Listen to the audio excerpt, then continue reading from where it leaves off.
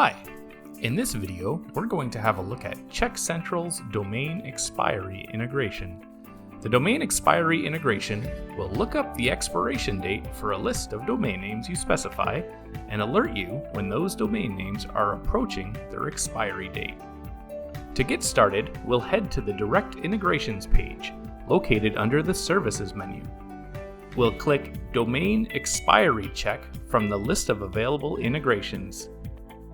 This will present us with the new Direct Integration Wizard. We'll be prompted for a name for this integration, as well as a list of domains. We'll enter in a name here and add a few example domains.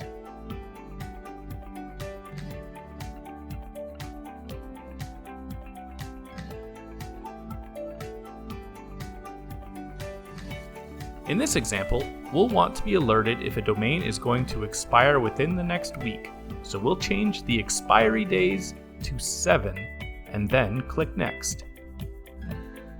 We're presented with the Group Assignment page. This is where we'll set which group or groups our checks will be assigned to. We can set up our default check group right here at the top of the page.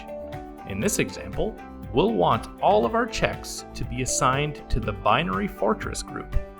If we wanted to assign our checks to different groups, we could customize those groups at the bottom of the page. To continue, we'll click Next. On the Check Setup page, we'll configure how we want our checks identified. First, we need to set how we want our checks named using a template. Names can include dynamic values by using the placeholders listed below the field. We'll update the default value here.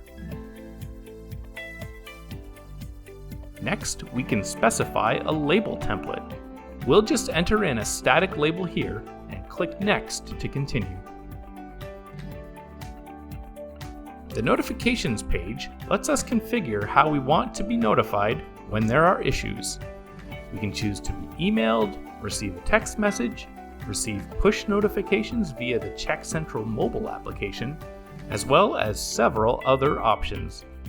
If you've configured other notification services or ticketing systems in CheckCentral, those can be selected as well. Additional options to further refine when alerts are sent are also available, but for our example, we'll stick with the defaults. We'll click Next to continue. On the Save page, we're presented with a summary of what checks are going to be created and how they'll be identified. Everything looks good, so we'll click the Save button. We'll be brought to the Direct Integrations page. From here, we can see the data coming in from our integration, and we can link directly to the checks that were created. If we need to update the list of domains included in this integration, we can simply click on the Edit Integration button, which will bring us to the Edit Integration page. We'll update our list of domains here, and since that's the only change we need to make, we'll jump right to the Save page. In the summary, we'll see that a new check will be created. We'll click Save and arrive back at our integration page.